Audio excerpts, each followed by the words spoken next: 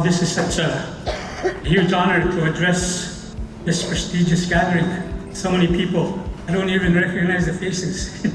St. Theresas Point, community of about 400 to 500 people. And education is a big entity in our community. We have many First Nation teachers in our community today, and we continue to encourage those teachers to connect with kids and their families. That's the crucial point of success in high school and in any school.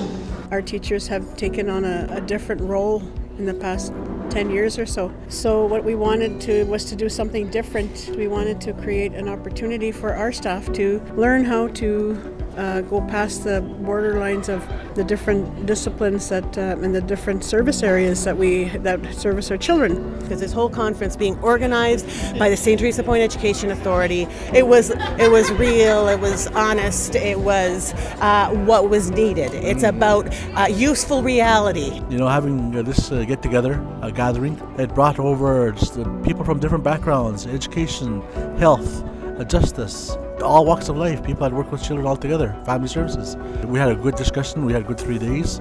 We played, we danced, we talked about our communities, our downfalls, our successes. We told it all, and that's the way to get things going. It's about dialogue, and it's about mutual respect too. You know, St. Theresas Point residents, family, you've been doing a hell of a lot of work already.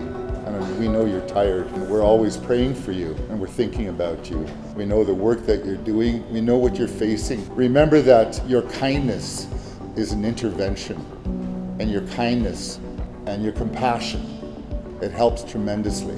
People need a moment of freedom, a moment of silence, to be able to collect themselves and understand what they need and where they're going. So speak up and take action.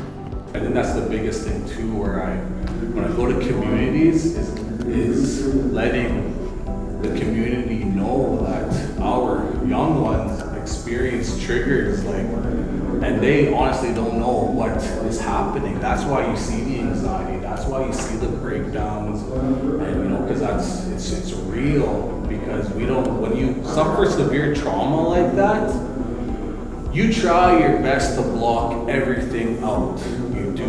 You try day in, day out to see something or hear something that's gonna bring images or anything away from your trauma into your day.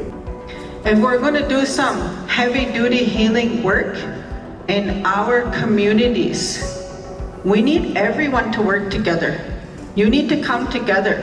When the people are big in numbers, and they walk together and they're working together for the same healing, we'll make progress. But before we make progress, we have to make peace. So we need to learn how to love each other and care for each other. We need to learn how to have honor for each other. We need to learn to have love and peace. And I'll tell you this today, every single First Nations person that is failing and have barriers is they don't have stability in their life. There's nothing concrete for them to say, this is mine, and I don't need to worry about it when I leave the house. People are suffering because they don't have skill. They don't have experience in the workforce. If you can get up and have an impact and push and keep knocking on those doors, and if they shut the door on you, knock again. Learn how to speak. Learn how to give and receive feedback. Learn how to identify feelings, identify your barriers, identify what's causing you to fail. Because you know what? We get enough of that in our communities. Let's create an environment for our children so that they can become whatever they want to become. If our children want to become lawyers, let's not create any limits for them. If they want to become doctors, let's give them what they need. So my message is, it's a new day for our children. It's a new day for First Nations. It's time to think outside the box and also to throw away the box.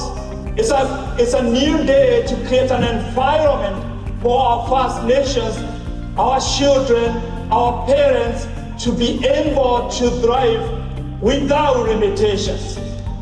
we decided that the best way for us to service our children is to build rapport with one another and to build relationships so that we can work together and work through some boundaries that we have to deal with in terms of confidentiality and just being effective in working with children so that children don't slip through our fingers.